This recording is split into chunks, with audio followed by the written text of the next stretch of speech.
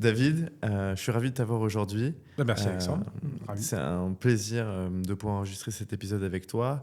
Euh, Aujourd'hui, voilà, je tenais à le dire, merci beaucoup pour la démarche et le fait que ça a été aussi efficace, en tout cas pour te recevoir.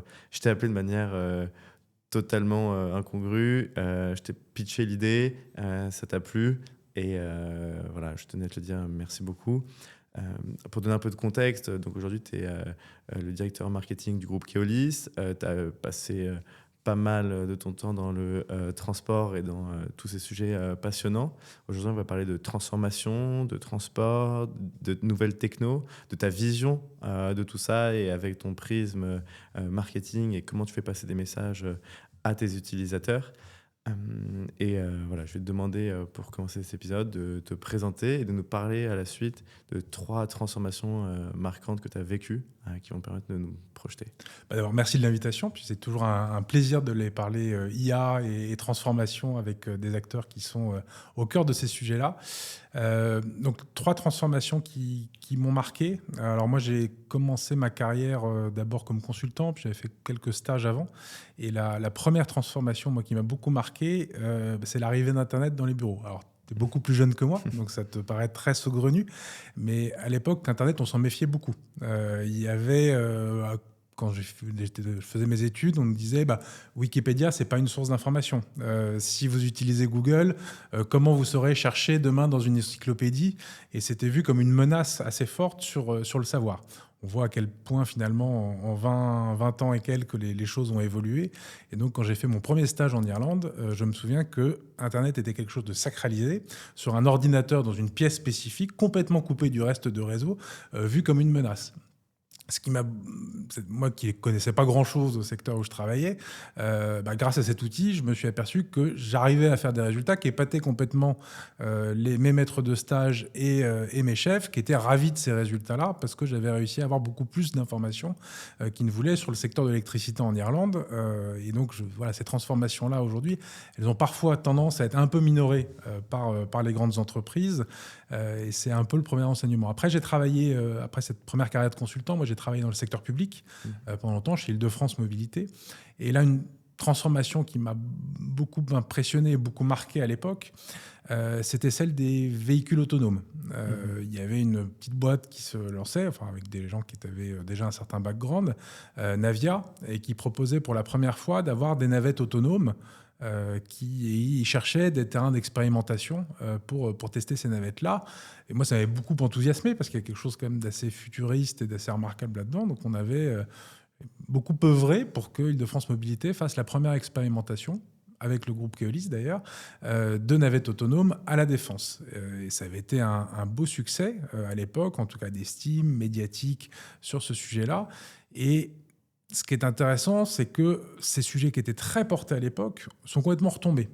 Et puis, finalement, ces navettes autonomes ont mis beaucoup plus de temps qu'on aurait imaginé à se perfectionner. Et alors qu'on se projetait en 2018 vers une mobilité complètement autonome dès 2025, où on aurait des véhicules qui rouleraient par flotte entière dans toutes les rues du monde, le résultat en est loin. Et là, on voit peut-être un peu le fait de la loi d'Amara, c'est-à-dire que les innovations, elles sont souvent beaucoup plus lentes que ce qu'on imagine, mais aussi beaucoup plus profondes. Et là, ce qui est assez frappant, c'est que, alors que le sujet est complètement repassé sous le radar depuis quelques années, on voit que maintenant, on a des flottes de véhicules autonomes. On a testé côté Keolis au salon de l'UITP des navettes autonomes qui, aujourd'hui, sont super efficientes, roulent à 30 km/h et peuvent rendre de vrais services. Et on voit qu'on va complètement rechanger dans les années à venir nos modèles de transport à la suite de ça.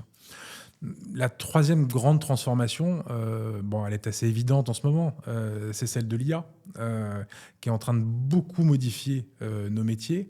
Alors, je pense que collectivement, on doit être très modeste sur les impacts à venir de l'IA, sans doute qui seront évidemment très profonds, sans doute qui seront aussi un petit peu plus lents que ce qu'on imagine.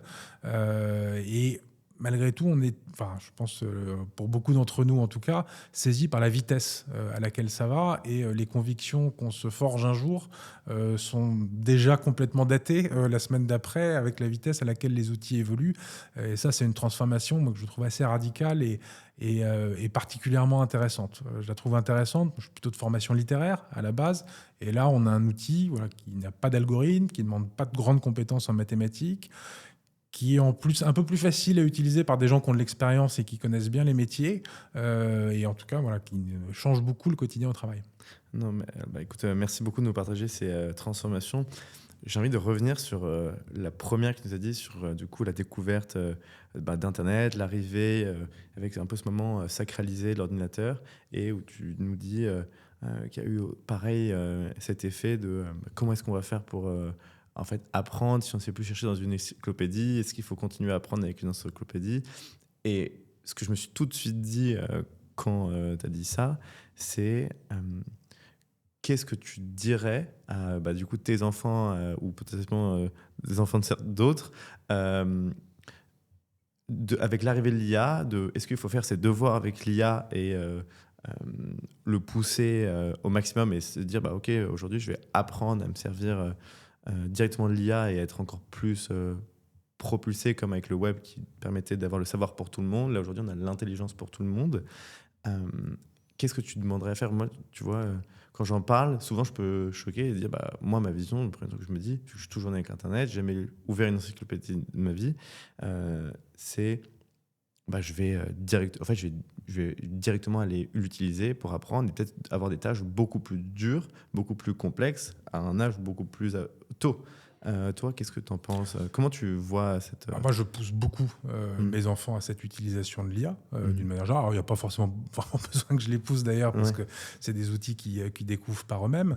Moi, j'ai un fils aîné qui étudie le cinéma d'animation 3D. Mhm. Alors, évidemment, sur ces types de métiers, on ne peut pas imaginer que l'IA a déjà beaucoup d'impact et va en avoir de plus en plus et risque de complètement transformer les façons de travailler et aussi l'économie de ces métiers-là. Donc, je suis vraiment pas un spécialiste, donc j'en parle vraiment avec distanciation et modestie.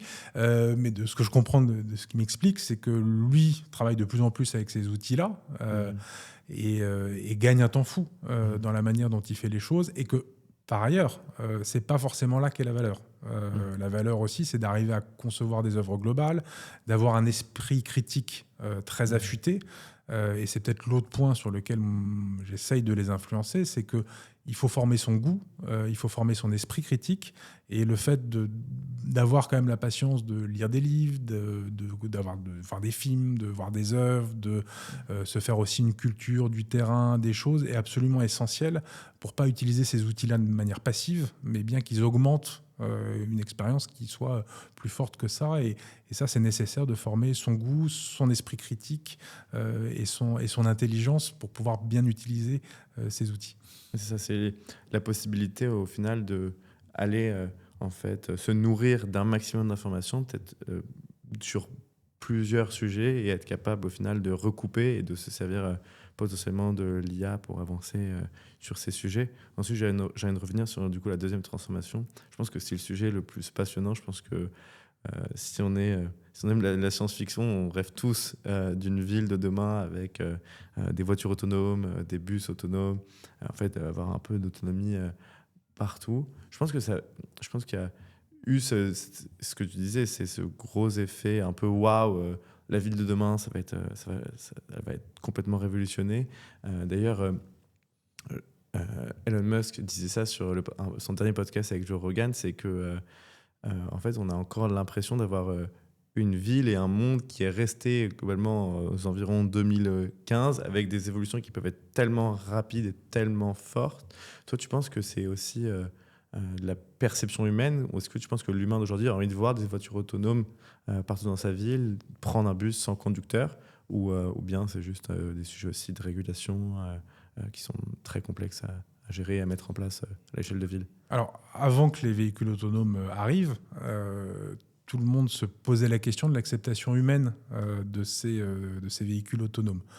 Ce qui est assez frappant dans les retours d'expérience qu'on a des flottes qui sont déployées maintenant depuis un certain temps, notamment à San Francisco, c'est que finalement les gens s'y sont très vite habitués, et c'est plutôt l'inverse qui est perturbant, c'est-à-dire de prendre un taxi où il y a un chauffeur dedans, et finalement aujourd'hui vécu comme une gêne, et finalement une émission dans l'intimité, alors que de pouvoir prendre un véhicule dans lequel on est seul apporte un niveau de confort très fort.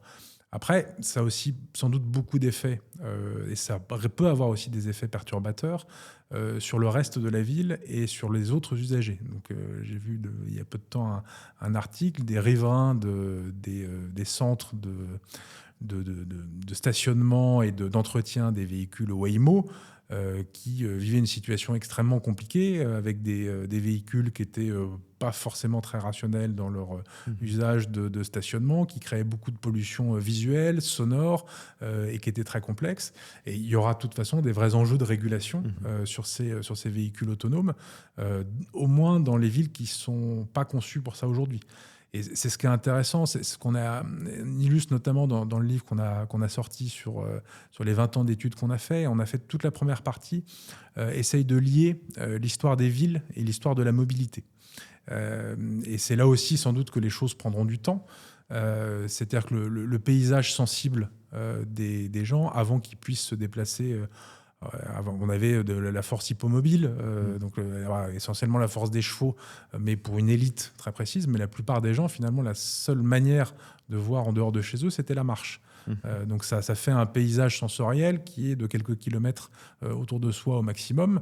Et puis les diligences sont arrivées avec les carrosses à 4 sous inventées par Blaise Pascal. Ça a commencé à transformer un peu la forme des villes et la manière dont les gens ont pu aller travailler beaucoup plus loin de leur domicile, avoir des habitudes de vie différentes. Puis après arrivent les transports en commun, les tramways, puis ensuite les métros, et ça modifie complètement la forme des villes, la capacité finalement la ville n'est plus une géographie physique, mais c'est un temps pour aller d'un point A à un point B. Puis après l'automobile arrive et change tout. Il y aura probablement des transformations assez importantes des villes réalisées par le véhicule autonome. Ce qui est quand même frappant quand on se balade dans toutes les villes du monde, c'est le stationnement des véhicules. Si ça permet de le réduire, il y aura peut-être d'immenses bénéfices. Si ça multiplie le nombre de voitures qui circulent dans les rues, il y aura un besoin de régulation. Mais voilà, c'est plein de promesses aussi. Évidemment.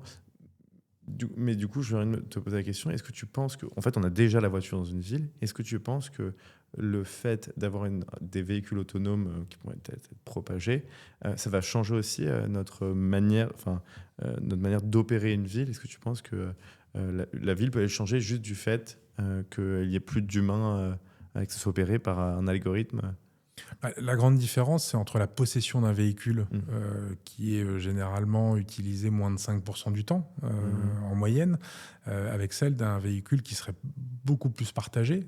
Et c'est vrai que c'est quand même le pari des grandes entreprises américaines, que ce soit Waymo qui se met beaucoup plus sur les taxis partagés, que ce soit Tesla, alors qui part plutôt d'un modèle de possession individuelle, mais dont la promesse est de dire vous pourrez sous-louer votre véhicule à partir du moment où il devient autonome. C'est une des probabilités, c'est qu'on puisse limiter le nombre de voitures qu'on puisse avoir en ville avec un usage beaucoup plus soutenu. Après, la crainte aussi, c'est que font ces véhicules quand ils ne sont pas utilisés? Est-ce qu'ils ne risquent pas de tourner pour éviter d'avoir à ne pas se stationner? Enfin, ça va poser quand même beaucoup de questions aujourd'hui. Et après, nous, dans toute ma carrière, il y a un sujet quand même très fort, c'est ceux qui n'ont aujourd'hui pas accès à la mobilité et les personnes les plus fragiles. C'est aussi des promesses, peut-être demain, pour pouvoir les aider et les assister de façon un peu différente, parce qu'il y a des gens qui n'ont pas la force physique ou des maladies chroniques qui font que prendre les transports en commun, c'est compliqué, conduire est difficile, qui ont besoin d'accompagnement, en tout cas qui ne peuvent pas se déplacer de façon complètement autonome. Peut-être que ce sera une solution qui leur donnera plus d'autonomie demain. Je l'espère, et c'est sûr que si on est capable à travers une app d'avoir directement accès à ces véhicules, qu'elles comprennent notre manière de nos trajets du quotidien, c'est sûr que ça va avoir un impact. Avant d'arriver, je continuais un peu mes recherches, et Et j'ai vu, alors peut-être c'est pas exact, peut-être je vais me tromper, mais reprends-moi si c'est le cas, que à partir d'une étude que vous aviez fait au niveau Keolis, c'était qu'au final, la part de transport, la part en fait, d'utilisation des transports en commun pour aller à un point de travail, donc du pur commuting, représentait que 20% au final des trajets d'une personne. Comment ça s'est transformé aujourd'hui? C'est quoi ta vision sur voilà, ce sujet? Parce qu'au final, en fait, on se rend compte que tous les usages annexes en fait, représentent la majeure partie. Est-ce que tu penses que c'est dû au fait que les personnes utilisent en fait, des différents types de mobilité pour aller au travail le matin ou est-ce qu'en fait, on est déjà dans cette phase de transition en fait, de la ville de demain? Alors, la ville et les mobilités ont toujours beaucoup évolué, Mhm. ça c'est sûr. Après, une des difficultés dans nos métiers et pour les décideurs qu'on accompagne sur ces sujets-là, qui sont les clients de Keolis, les autorités organisatrices, la difficulté, c'est entre ce qu'on voit et la réalité, il y a parfois des écarts très importants. Et un des prismes très forts dans les métiers du transport public en général, c'est la question de l'heure de pointe. L'heure de pointe, c'est le moment où il y a le plus de gens qui se déplacent, généralement le matin entre 7h30, 8h30, 9h, et puis l'après-midi entre 16h30 et 18h30, 19h. Et donc là, on voit les rues pleines, on voit les routes pleines de voitures, on voit les bus pleins, et donc on a l'impression que finalement toute l'activité se déroule à ces moments-là.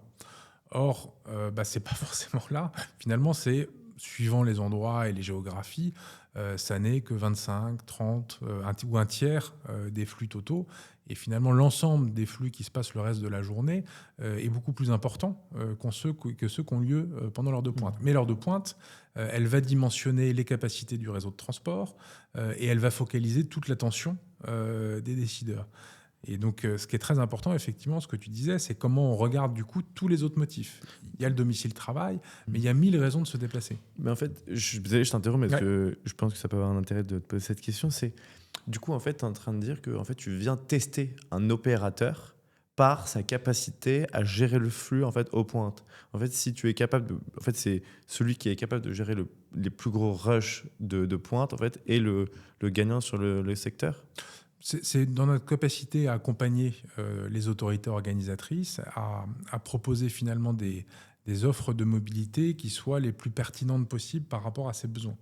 Et nous, notre objectif, c'est qu'il y ait plus de monde possible qui ne soient pas des autosolistes d'une manière globale. Et les transports en commun sont une des meilleures réponses. Et donc, il faut qu'on réponde à tous les besoins. Et si on se focalise sur les transports en commun, eh ben, on va louper tous les autres motifs de transport. On est d'accord, pour nos auditeurs, autosoliste, c'est une personne qui va prendre sa voiture seule, qui va prendre. Qu'est-ce qui rentre en compte? C'est juste voiture seule Ouais. ou c'est un vélo seul ou... Non, c'est la voiture seule Ouais. qui est aujourd'hui qui prend beaucoup de place sur la voirie, qui va quand même être aujourd'hui encore la majorité du temps polluant, Mhm. et qui rend, plus on l'évite, évidemment, mieux c'est. Même si malheureusement il y a beaucoup de gens aujourd'hui pour qui c'est la solution de très loin la plus pertinente. Ouais, et c'est vrai qu'il faudrait commencer, surtout dans les villes. Franchement, surtout à Paris, on se rend compte que c'est le pire moyen pour se déplacer d'un point A à un point B, clairement. Et donc, toi, aujourd'hui, donc, en te plaçant, en fait, du coup, en fait, en opérant le marketing pour le groupe, de savoir, en fait, que c'est, en fait, ces moments de congestion, au final, représentent que 20% du trafic global. Aujourd'hui, toi, comment tu opères un marketing pour ce groupe où en fait il faut que tes voyageurs soient contents de prendre les transports, Ouais. globalement le commuting, enfin le fait le commuting, enfin, le transport de la maison jusqu'au bureau, la majeure partie des gens le prennent comme un poids. Comment tu transformes ce poids? Comment tu transformes l'environnement de ce poids? Et est-ce que tu as une vision en fait ultra humaine aujourd'hui de comment je touche mes consommateurs ou c'est purement de la data? Alors j'imagine que c'est un jeu entre les deux, mais comment vous opérez ça au niveau groupe? C'est évidemment un mix de plusieurs choses. La première chose à laquelle on est très attaché, particulièrement attaché chez Keolis, mais sur lequel moi je travaille depuis le début de ma carrière, c'est la compréhension des modes de vie des gens. la mobilité et la manière dont les gens vivent dans leur géographie sont intimement liés. Et ça, moi, j'en suis absolument persuadé. Et donc, si on veut avoir une mobilité qui correspond à leurs besoins, il faut comprendre comment ils vivent. Et ben voilà, une famille monoparentale va pas avoir les mêmes rythmes qu'un couple de retraités, qui va pas avoir les mêmes besoins qu'un étudiant. Il faut arriver à comprendre tous ces signaux faibles. Ils sont énormément multipliés depuis le Covid aussi de façon très intéressante. Ben, évidemment, ce que tout le monde a vu, c'est le télétravail. Ça bouleverse pour une partie seulement des voyageurs, leur rythme de vie. Et puis quand on regarde, c'est les horaires décalés. Il y a un nombre, suivant les territoires, pareil, ça peut beaucoup varier. Et puis on est en train de regarder ça en ce moment au niveau international, mais le nombre de gens qui travaillent les week-ends, par exemple. Finalement, la part de gens qui font des 9 to 5 jobs les jours de la semaine, est finalement assez réduite. Et donc, on doit comprendre à la fois ces aspirations profondes dans les modes de vie et après, derrière, les objectiver par de la donnée. Et ça, c'est un des points où on a traditionnellement des difficultés, c'est que dans la mobilité, on connaît assez mal ce qui se passe. Moi, ce qui m'a toujours beaucoup frappé dans ma carrière, alors ça a commencé quand je travaillais chez Île-de-France Mobilité, c'est qu'on faisait des investissements assez lourds dans les services ou les infrastructures de transport, mais que finalement, on ne mesurait ces évolutions dans les mobilités qu'une fois tous les 10 ans environ, parce que c'est des enquêtes qui coûtaient extrêmement cher, en interrogeant énormément de monde, et encore c'était assez partiel, parce qu'on n'a qu'une partie des flux. Et je me souviens, on travaillait à l'époque sur la construction de places de stationnement dans les gares pour inciter les gens à prendre les transports en commun pour venir, pour utiliser le train. Et en fait, pour gagner en efficience, il fallait que le train s'arrête un peu moins. Et donc, l'idée, c'était de dire il faut inciter les gens à aller dans des endroits où ils puissent trouver une offre de transport suffisamment rythmée et sans avoir à subir les embouteillages pour aller dans une gare trop importante. Et là, on a essayé de trouver le meilleur plan possible. On a dépensé énormément de sous en enquête, parce que c'est des ouvrages qui coûtaient très cher, et donc on allait mettre quelques dizaines de milliers d'euros, voire plus, dans des enquêtes pour essayer de dimensionner au mieux ces ouvrages. Ça semblait extrêmement légitime. Et à la fin, les résultats étaient extrêmement décevants, parce que c'était très dur à comprendre. Ça a toujours été une frustration. Et donc, quand je suis arrivé chez Kizio, où je m'occupais donc des études, des équipes études et conseils, une des missions qu'on nous a assignées, c'est de dire il faut s'améliorer sur les enjeux de data. Et donc, moi, ce qui m'a tout de suite beaucoup intéressé, c'est de dire voilà, comment on arrive à participer, alors pas de façon parfaite, mais à essayer de mieux comprendre les flux. Et donc, on a beaucoup travaillé notamment avec les traces GPS des smartphones. Nos applications et nos smartphones, ils laissent des milliers de points GPS qui sont collectés par des brokers de données. Alors, plutôt pour faire de la publicité ciblée, généralement, ou aider le retail. Et donc, on a utilisé ces données-là, on a développé des algorithmes, d'abord pour reconstituer des trajets, ensuite pour...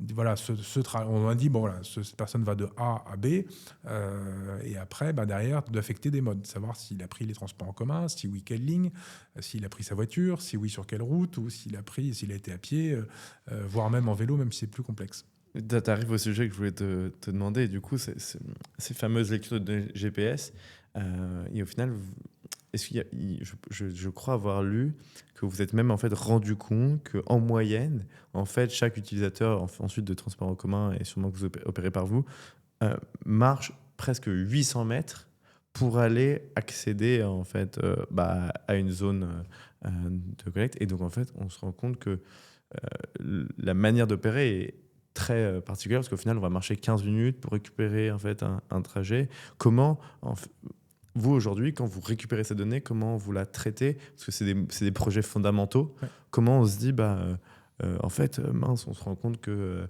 cette ligne-là, elle est mal opérée parce que le flux se passe de cette manière.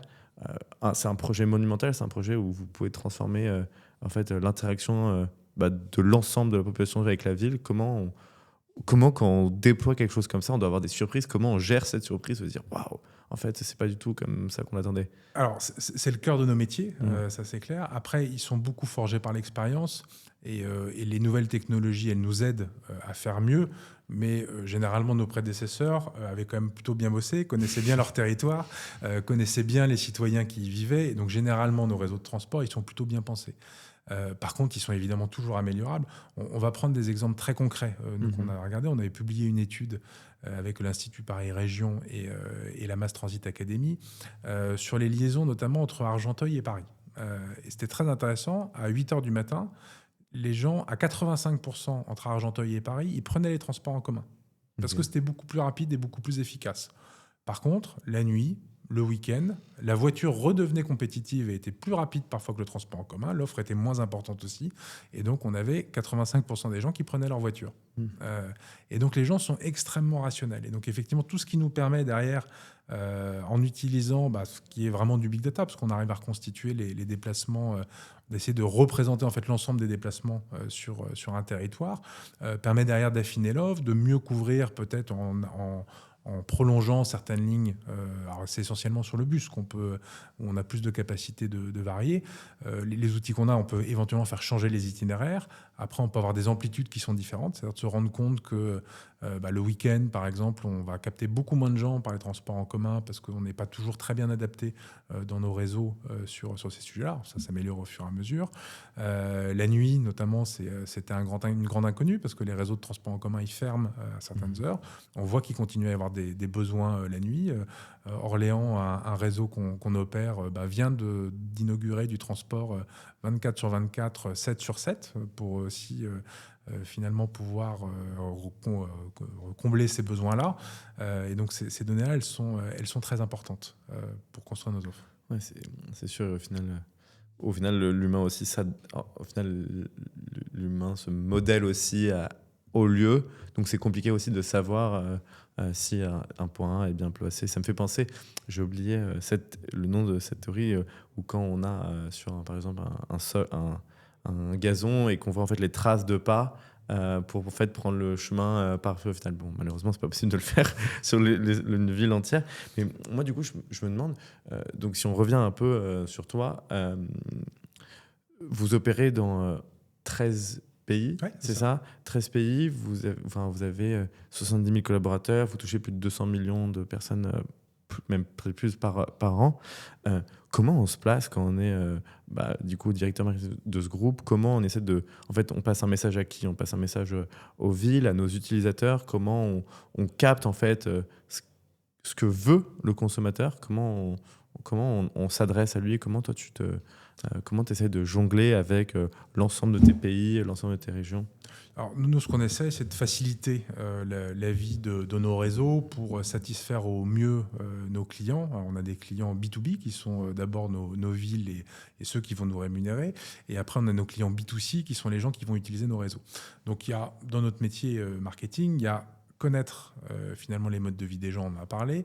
Il y a tous ces sujets de data et d'outils qui permettent derrière de construire nos offres de transport et de dire où est-ce que les bus doivent passer, à quelle heure doit démarrer mon tramway, quelle est la fréquence que je lui donne, mon métro automatique entre 8h15 et 8h25, je vois que c'est là où j'ai le plus de pics de personnes, dire qu'il faut qu'il passe au maximum du maximum à 1 minute 30 et à la rigueur, je vois qu'entre 8h45 et 9h, on peut légèrement détendre et le passer à 2 minutes. Voilà, c'est régler ça et aider finalement les opérationnels sur le terrain à le régler de la façon la plus pertinente possible.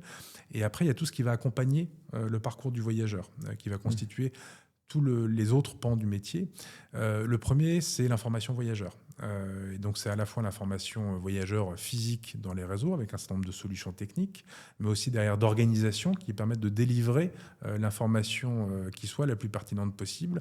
Et puis, évidemment, c'est depuis une vingtaine d'années très bousculé, très augmenté par le digital. Et c'est ce qui est intéressant pour nous aussi de suivre, c'est que on avait... il y a une dizaine ou une quinzaine d'années, 25% des gens qui allaient regarder, utiliser le digital pour pouvoir avoir des informations sur leurs horaires de bus. Et puis maintenant, on arrive sur des taux qui dépassent les 80% sur toutes les couches de population et où que les gens habitent. Donc, il y a aussi développé tous ces outils digitaux pour permettre aux voyageurs d'avoir l'information sur le transport. Et après, derrière, ça permet aussi de mieux les connaître. Et donc, c'est comment on hyper-personnalise leur parcours, comment on arrive à leur proposer des tarifs qui correspondent à leurs besoins, toujours sous le contrôle de nos autorités organisatrices, qui sont les décideurs finaux de ces sujets-là. Mais derrière, après, c'est organiser la connaissance client. Alors, malheureusement, parfois, quand il y a quelque chose qui ne va pas à travers des plaintes, sinon, pour arriver à les guider, leur donner les bonnes informations dont ils ont besoin, parce que l'humain va toujours aussi être au cœur de notre relation avec eux. Et donc, on va déployer dans nos réseaux des boutiques où les gens peuvent acheter leur titre de transport, avoir l'information dont ils ont besoin. Souvent être formés aussi au digital, parce qu'une grande partie d'entre eux ont besoin d'avoir un peu d'accompagnement pour accéder à ces sujets-là. Et puis, voilà, ça, c'est ces métiers-là aujourd'hui sur lesquels l'IA notamment a le plus d'impact actuel et potentiel. Complètement. Du coup, ça m'amène à penser, tu parles d'hyper-personnalisation de l'expérience. C'est quoi l'hyper-personnalisation dans le transport ? Alors, dans l'idéal, c'est par exemple pour une personne qui a du mal à marcher qui a du mal à gravir plus de 7 marches d'affilée, c'est souvent un signe de faiblesse physique ou de difficulté physique importante. C'est de pouvoir lui dire dans son parcours, oui, tu peux prendre les transports en commun. À cet endroit, tu trouveras un ascenseur qui marche.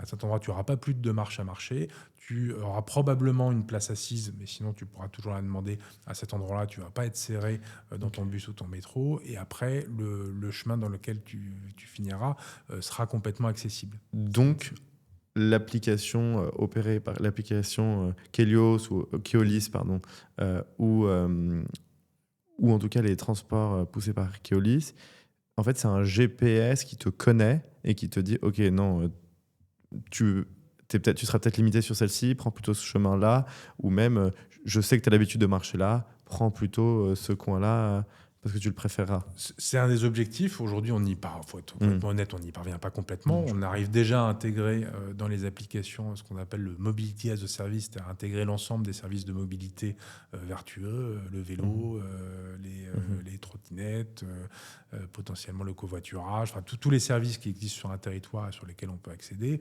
avoir une facilité derrière de paiement, d'accès, de validation. Ça, c'est déjà une première étape. Là, on est vraiment en train de travailler et c'est là où je suis assez convaincu que l'IA peut vraiment nous aider. C'est d'arriver à collecter toutes nos sources de données. C'est-à-dire qu'on a des sources de données, on sait quand même à peu près là où les gens valident, s'ils ont un titre en règle, etc. Alors, il y a toujours des contraintes d'anonymisation et de CNIL qui sont importantes et évidemment légitimes sur ces sujets-là.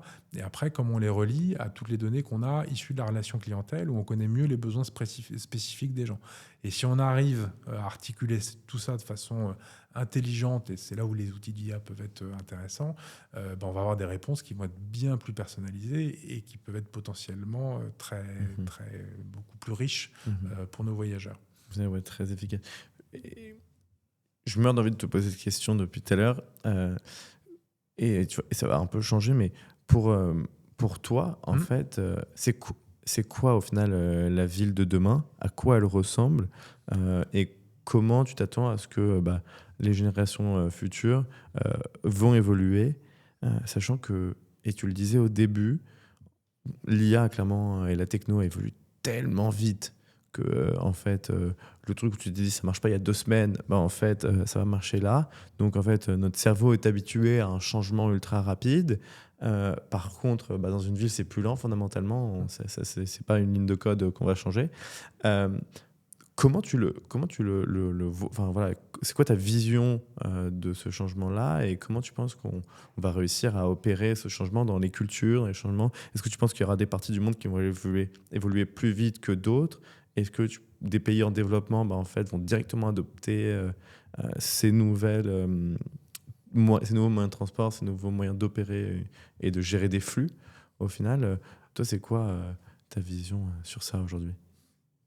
Alors, ma vision, elle est par nature, elle va essayer d'être modeste parce que dans un exercice de prospective qui est toujours extrêmement immodeste de par sa nature, je pense que la ville de demain, elle va être construite sur beaucoup de contradictions différentes. Dans toutes les études qu'on fait et dans toutes les aspirations, il y a finalement une archipélisation assez forte des modes de vie, de la façon de penser, des attentes. Néanmoins, ce qui est intéressant, c'est que sur la mobilité, en tout cas en France où on la regarde, mais même quand on regarde dans d'autres pays, c'est un peu le cas, il y a quand même une espèce de profondeur de vue qui est assez commune sur le fait que ce doit être le plus diversifié possible. C'est-à-dire qu'on a très peu de gens aujourd'hui qui sont convaincus que la ville, elle doit être tout voiture, ou qu'elle doit être tout piéton, ou qu'elle doit être tout vélo. Et les gens, et je pense qu'il y a une intelligence collective sur ces sujets-là, ils sont très attachés à ce que la ville, elle soit le plus diverse possible, qu'elle se muséifie pas non plus, et donc qu'elle soit encore avec des enfants, des écoles, des commerces. Et donc il y a une espèce de patrimoine urbain qui est très fort.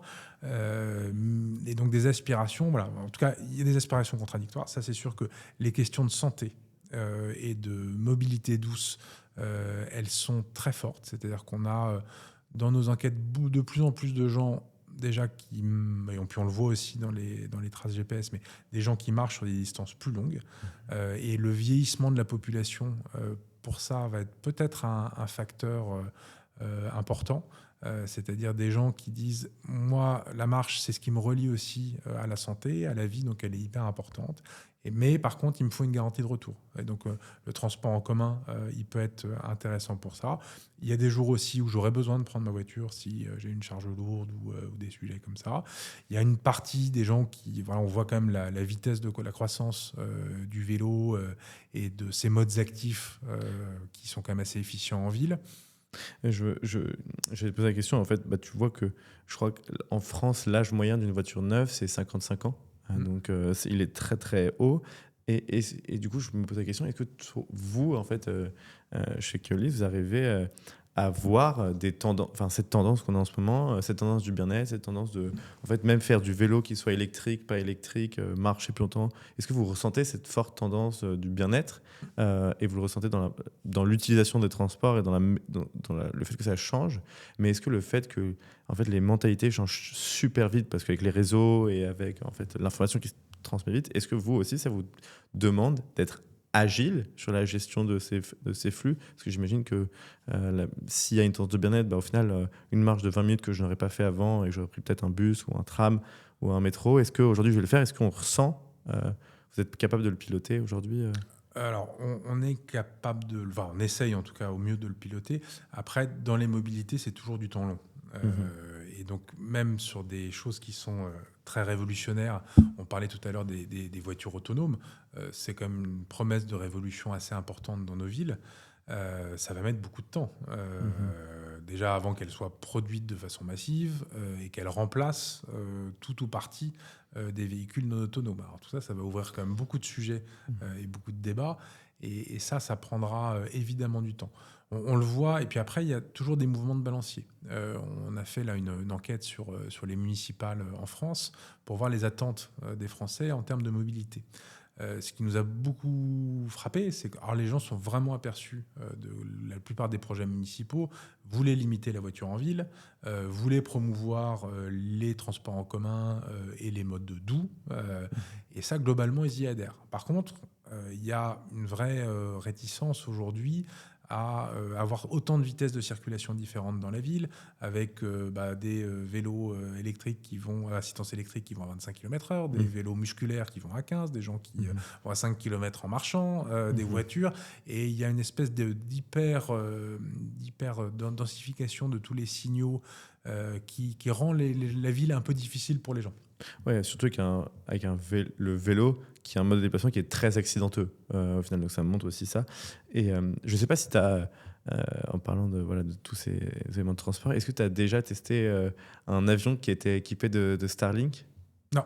Non, pas encore. Tu vois, ou sans le savoir peut-être. Mais... sans le savoir peut-être, mais tu vois, récemment, je voyageais sur un vol Air France et il y avait Starlink, donc connexion la plus parfaite. J'ai eu un moment, tu vois, c'est un moment où je me suis dit, waouh, ça va changer mon moyen de transporter. Et je pense même au point où je me dis, en fait, quand maintenant je regarde un billet d'avion, je me dis, est-ce qu'il y a Starlink ou pas? Et en fait, je me suis rendu compte que, tu vois, d'être vraiment capable d'avoir un réseau parfait et donc d'opérer avec, de pouvoir être constamment en transport au final. Est-ce que est-ce que toi, tu penses que c'est des sujets qui sont indispensables dans, en fait, avoir un utilisateur plutôt de le faire utiliser un métro ou un bus parce qu'il y a plus de réseau? Est-ce que tu penses qu'aujourd'hui, ça a un impact chez vous? Et est-ce que c'est des choses que vous pensez, en fait, parce que si je peux faire 50 minutes de transport et que j'ai un réseau parfait, globalement, je le fais. C'est une demande des gens, Mhm. ça c'est clair. On voit que la connexion et l'accès à la connexion, aujourd'hui, c'est une des attentes fortes. C'est pas l'attente majeure. Ce Mhm. qu'ils attendent quand même d'abord, c'est l'efficience du moyen de transport. Et ils vont choisir en fonction de ça. Après, si ça leur permet effectivement de gagner du temps ou d'avoir du temps pour eux, c'est quelque chose qui est très appréciable par rapport à l'automobile, où en fait, dès qu'on fait des enquêtes sur ces sujets-là, les gens nous disent il y a plusieurs défauts dans l'automobile. C'est cette perte de temps et une forme de fatigue nerveuse qui est liée à la conduite, qui change tout. C'est là aussi où l'autonomisation des véhicules peut être un sévère concurrent des transports en commun, parce qu'elle va avoir à la fois les avantages de l'automobile dans le fait d'arriver à faire des origines-destinations très individualisées. Mhm. Elle vient vous prendre à votre domicile et où là Mhm. vous êtes et vous dépose directement au point où vous voulez arriver. Et dedans, vous avez finalement le temps libre pour faire d'autres choses. Ce qu'on vous offre dans les transports en commun, moins quand ils ne sont pas trop surchargés. Et donc ça, c'est une vigilance. Ouais, je vois, mais du coup, enfin, enfin, je trouve ça génial, ces sujets de voiture autonome, de transport autonome. Mais en fait, en recoupant en fait chacun des éléments de notre discussion, je me dis en fait, bah, si j'ai des véhicules autonomes, si j'ai une app bah, qui me connaît, et au final, moi, je suis le premier à te dire, je signe si mon app me recommande des transports. Mais est-ce qu'en fait, le bus de demain, c'est pas un microbus de mon quartier qui connaît, en fait, qui te dit, bah, OK, le mec à 50 mètres de chez toi, il va à peu près à la même destination que toi, et la personne à 150 mètres, etc. Est-ce que c'est pas le microbus? En fait, est-ce que la ville de demain, c'est pas plein de microbus électriques qui va en fait connaître chacun de ses utilisateurs et qui va gérer un flux en fait parfait et qui va te dire non, on part à 9h17 parce que c'est mieux, le bus va venir te chercher, etc. Est-ce que on est amené peut-être un jour à voir ça parce qu'en fait, on se rend compte que ces énormes bus, alors je devrais peut-être pas le dire là, mais moi, tu vois, bon, à Paris, je suis encore un peu à l'ancienne. Moi, je me déplace en scooter. Mm. J'hésite à peut-être m'acheter un vélo. Bon, Paris, la manière d'opérer, chacun voilà, le fait comme il veut. Mais je me dis, si tu as des énormes bus vides, mais en fait plein de minibus qui sont en fait des vannes avec des personnes où ils connaissent leur trajet, ils connaissent leurs habitudes, et en fait, bah, basé sur de la data, est-ce on va vers un monde comme ça? Est-ce que c'est un pari aussi euh, de se dire on réduit la taille, on a la taille parfaite, et en fait on sait à quel moment on sort les grosses tailles, etc. au moment de pic, ou au Alors, contraire au moment de pic on a des plus petites tailles. je serais honnêtement, alors c'est une hypothèse, hein, Mm. et je pense que là encore, il faut rester très humble. Je serais Oui. un peu surpris que ça Ok. fonctionne si bien que ça. En fait, ce dont Ok. on se rend compte sur ces sujets-là, c'est que c'est très difficile de grouper Mm. ces trajets-là de façon trop individualisée. Ce qui est intéressant dans les transports en commun, c'est qu'ils font réseau. Et donc, Mm. finalement, dans ce réseau, chacun peut utiliser une partie du réseau pour construire son itinéraire de façon pertinente. Par contre, dès qu'on fait de l'adresse à adresse, on a du mal à avoir beaucoup de gens qui ont les mêmes besoins au même moment. Mm. Alors effectivement, si tout le monde bascule vers le transport en commun, ce sera plus facile à faire. Mais dans tout ce qu'on fait aujourd'hui, notamment dans le transport à la demande, qui est exactement cette idée-là, alors qui est aujourd'hui Mm.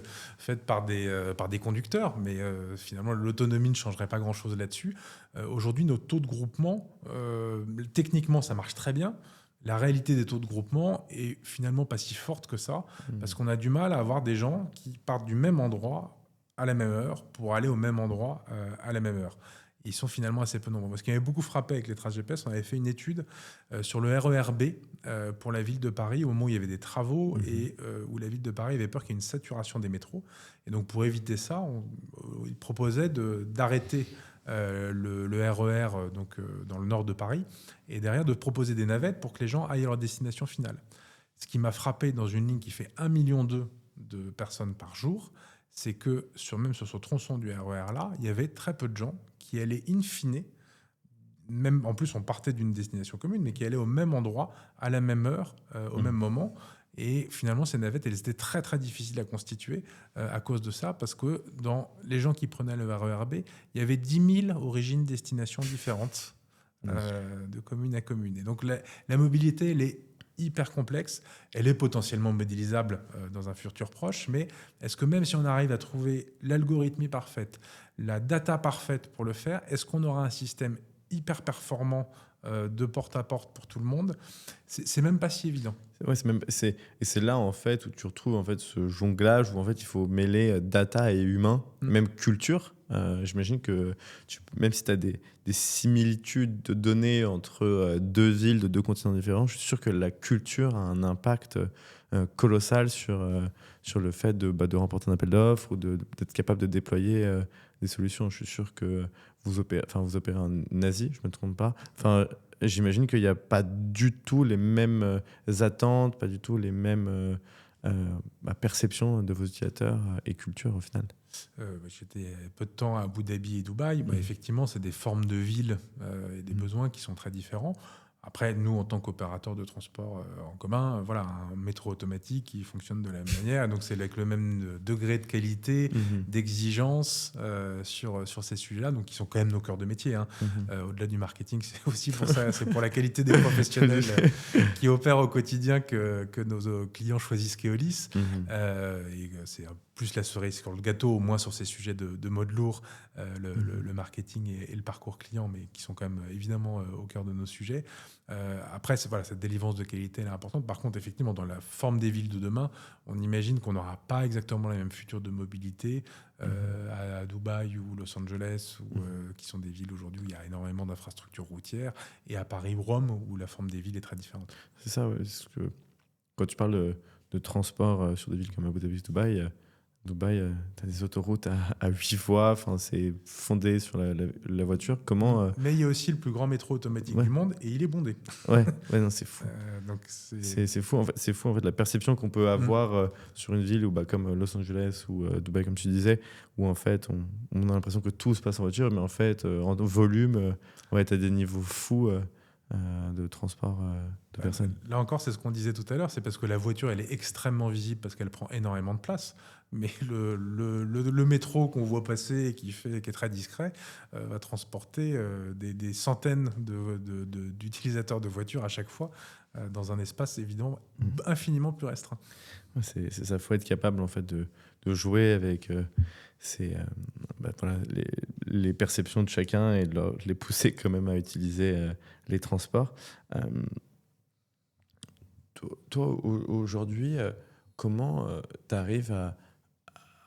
Au final, le transport en commun, c'est un moyen où on est confiance pas possible. On est tous debout, il n'y a jamais de problème.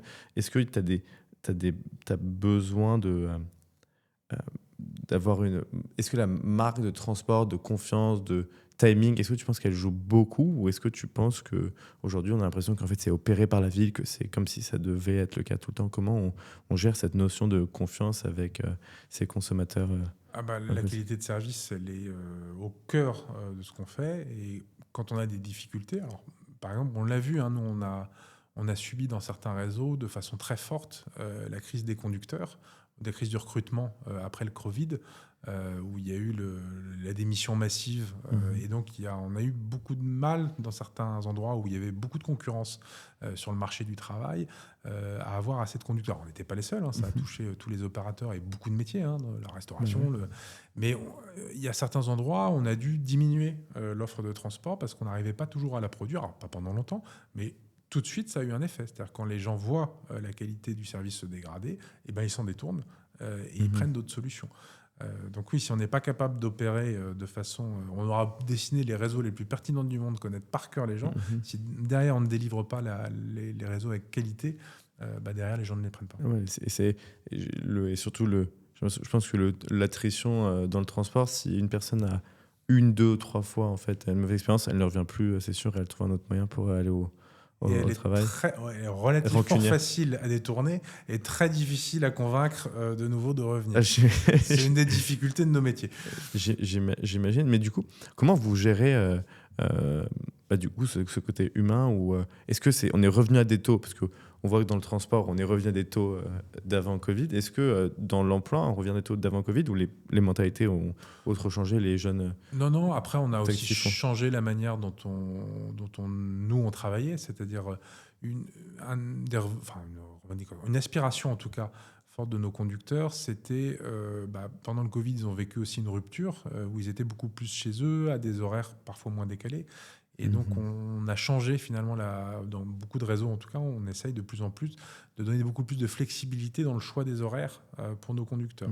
Là encore, on revient à nos affaires de mode de vie, c'est-à-dire quelqu'un qui est en garde alternée a pas du tout les mêmes besoins que quelqu'un qui est célibataire ou en couple. Et il y a peut-être quelqu'un qui a envie de travailler beaucoup plus intensément la semaine où il n'a pas ses enfants et moins la semaine où il a ses enfants pour pouvoir être avec eux. Et voilà, c'est aussi à l'entreprise de, autant que possible, s'adapter à ces contraintes-là. C'est aussi un moyen de faire revenir au travail les conducteurs. L'autre point aussi, c'est pour les voyageurs. Alors là, c'est un autre pan de notre travail qui est la conquête client. Et c'est comment on arrive à les convaincre de prendre les transports en commun. Et c'est tous les enjeux qu'on a dans le marketing autour de la communication et d'essayer de convaincre les automobilistes et les autosolistes de prendre les transports en commun. Les arguments d'écologie globale ne fonctionnent pas très bien, globalement. Et donc, il faut que pour eux, ce soit pratique. Éventuellement, les gens sont assez sensibles à ce qu'améliore leur cadre de vie. C'est-à-dire que avec la baisse quand même de l'impact de la voiture en ville, les gens considèrent qu'avoir une ville qui sent meilleure, qui est moins bruyante, où il y a moins de pollution visuelle, où il y a plus d'arbres, c'est évidemment quelque chose qu'ils apprécient. Et donc, quand on sort généralement les voitures des villes, les gens sont quand même relativement contents d'une manière générale, même si pour certains ça pose des difficultés. Donc ça, c'est un argument de conviction. Après, il faut vraiment que ce soit des services bien dessinés, qui soient compétitifs en termes de temps de trajet et de prix, évidemment. Je comprends. Mais du coup, ça m'amène au moment où je me dis, bon, je vois qu'on a le temps, mais est-ce que tu penses que dans un monde où on va en fait avoir la connaissance en fait de plus en plus rapide, conduire globalement un train, un bus, face à des compétences qui sont dures, c'est du hard skill. Est-ce que vous avez aussi en fait une université où vous formez les conducteurs, où vous gérez vous l'apprentissage, et est-ce que le bus de demain il sera en fait potentiellement tout le monde pourra le conduire Alors, c'est un peu moins mon domaine de spécialité, mais évidemment, on forme nos conducteurs. On a des formes d'université où on n'a pas, c'est pas tout à fait les mêmes cursus quand on va conduire un bus, quand on va conduire un tram ou un tram-train. Mais évidemment qu'on forme les conducteurs et surtout, ça s'est encore plus accéléré depuis la crise de recrutement où on a de plus en plus besoin de former des gens pour adresser à ces métiers qui sont des métiers de service public et pour lesquels les conducteurs qui ont le goût de la conduite et qui ont le goût des gens, il y a une fierté importante souvent dans nos réseaux d'être utile à ses concitoyens. Et puis globalement, c'est ce qui nous anime tous dans nos métiers. Bien sûr, je comprends. Tu m'as offert ce magnifique livre. Est-ce que tu peux m'en dire un peu plus sur du coup sur l'observatoire, donc sur ces 20 ans de Kéoscopie? Oui, tout à fait. Donc ça, c'est le dernier né de Keolis, donc aux éditions de l'Aube. Il est sorti le 7 novembre dans les bonnes librairies, comme on dit. Et donc ça, c'est en fait 20 ans. On a fait plus d'une centaine d'études depuis plusieurs années, avec toujours l'idée d'arriver à mieux comprendre la façon dont les gens vivent pour arriver à faire des transports qui ressemblent le plus possible aux gens. Et on est aussi convaincu que c'est un sujet de société sur lequel il y a une forme de consensus et une forme de rassemblement, et c'est quelque chose d'assez positif, les transports en commun, sur lequel on peut capitaliser, en France comme dans le monde. D'ailleurs, on voit, on est toujours... ça fait partie des grandes satisfactions de ce métier, c'est quand on met en service une nouvelle infrastructure et on voit la joie des gens. Quand on a mis... je me souviens, quand je travaillais dans mon précédent job, j'étais en Île-de-France. Quand on a inauguré le T12, par exemple, ou le T9, les gens applaudissaient tellement ils étaient contents parce que c'est des choses qui allaient faciliter leur quotidien, et le rendre beaucoup plus facile. Et donc là encore, hein, c'est le moment où on se sent utile. Donc ce livre rassemble toutes ces études, les formes d'observation. Il y a des choses assez classiques qui sont intéressantes, qu'on voit beaucoup. C'est, par exemple, on voit un bus le lundi à 8 heures, il y a 30 personnes dedans. On va voir le même bus le mardi à 8 heures, il y a également 30 personnes dedans. Mais sur les 30 personnes qui étaient là le lundi, il n'y en a que 10 qui sont là le mardi. Et à la fin de la semaine, c'est plus de 150 personnes différentes qui ont pris le bus de 8 heures. Et donc derrière tous les flux, derrière les statistiques, à chaque fois, il y a des individus. Et cette démarche Chaoscopie, elle essaye de regarder ça en croisant à la fois des chiffres, des entretiens, des observations, pour essayer d'être le plus pertinent possible derrière dans nos métiers. C'est génial, je vais m'empresser de le feuilleter et de le lire ce week-end. Et pour clôturer cet épisode, c'est une question qu'on pose à chaque fois. Toi, David, qu'est-ce que tu as comme habitude qui te permet de te transformer, de toujours venir tester de nouvelles choses? Qu'est-ce que tu fais dans ton quotidien qui te permet de toujours être en mouvement et toujours être à la dernière page des sujets que tu apprécies ou que tu veux découvrir? Alors, à la dernière page, je ne sais pas, mais en tout cas, essayer d'être animé par la curiosité, par la passion, par essayer de nouvelles choses. Alors, on se trompe très souvent.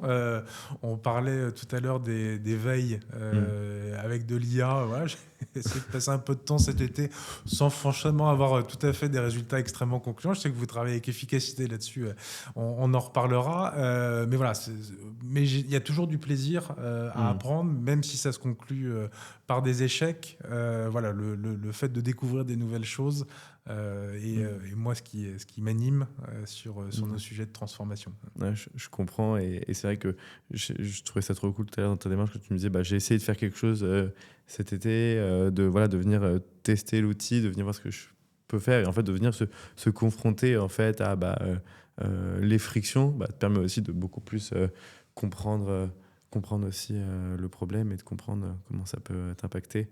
On le ressent énormément aussi avec le sport. Au final, le sport, en fait, tu vas tester tes limites, tester en fait le moment où ça va faire un peu plus mal, mais c'est là où aussi tu vas avoir de la progression au quotidien. Écoute, David, merci beaucoup. C'était un plaisir ce moment d'échange. Merci beaucoup encore pour ce livre et passe une belle journée. Ouais, toi aussi. Ciao.